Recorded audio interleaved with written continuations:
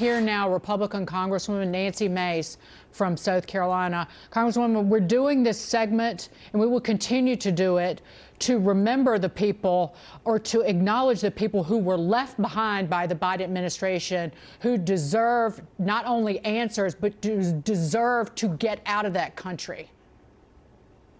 They absolutely do, and I wonder where Secretary Blinken is. Is he back in the Hamptons on vacation again? This is the same person that was vacationing as Kabul fell, and the individuals we should have prioritized evacuating out of Afghanistan should have been our citizens, should have been our workers at the United States Embassy, and should have been American green card holders. And yet thousands of them have been left behind, and now we're thinking about them. I can't think of a worse situation for supporters of the United States, for residents, green card holders, SIVs, and American citizens to be in at this juncture. Being from the South, you'll understand what I'm about to say. It's as if the Biden administration, the State Department, sent these people left behind a bless your heart message, because that's essentially what they've said. Or in action. That is in word, and maybe not in word, but certainly in deed. They've told them to, you know what. Yeah, no, it was certainly. I think that's the best characterization of it, being a bless your heart message for these people that we left behind. We botched this evacuation up so badly. We first should have evacuated our citizens, residents, and allies. We then should have demolished the equipment we left behind, and then evacuated our military out of there. Instead, the administration did it backwards, and this is the ending result. And it's terrible for Americans who are stranded and supporters and allies of the United States. Our allies across the world do not trust us. They think we're weak on the world stage, and we are, based on our decisions and how we acted in Afghanistan. Congresswoman, tell me what happened at a classified briefing yesterday, where you and colleagues, I think it was both on the right and left, Republicans and Democrats, stormed out of a briefing. Can you tell me about it and why?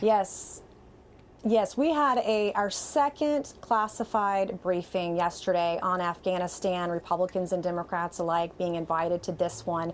This particular one was on the vetting process for Afghan nationals who are coming to the United States, about 70,000 individuals. Not a single piece of classified information was shared with Republicans and Democrats alike in that classified briefing. I walked out because I was angry and frustrated. They must think we're stupid or something. The previous administration, the Trump administration, didn't treat classified briefings in this way. We ought to be able to have answers to many questions for the American people. And the fact that the Biden administration continues to obfuscate by not providing us classified information, by not answering our questions, is insulting to every citizen in the United States. Do we even know? Do you know how many people are still there? How many Americans are still there? How many green card holders are still there? How many of our friends and allies are still there? Because just like with the border, their numbers don't add up. Right. No, they wouldn't provide us numbers yesterday in this classified briefing. They've never provided us that kind of information when we've gone into these briefings. I get numbers from the press and what's being reported. That's where members of Congress are getting their information today, and it's wrong. Where do we go from here to make sure that we do, if the Biden administration will not get everyone out, as Joe Biden promised, and it's not like breaking a promise on raising taxes, if they won't do it, how do we accomplish that? It's very difficult for us Republicans being in the minority. At least there are some Democrats that are as angry as Republicans. General Milley will be testifying before the U.S. Senate on Tuesday. I hope to see more of the administration, more cabinet members testify. I would hope that Republicans and Democrats alike would ask the tough questions in these hearings. We'll have to see how this one on Tuesday ends up.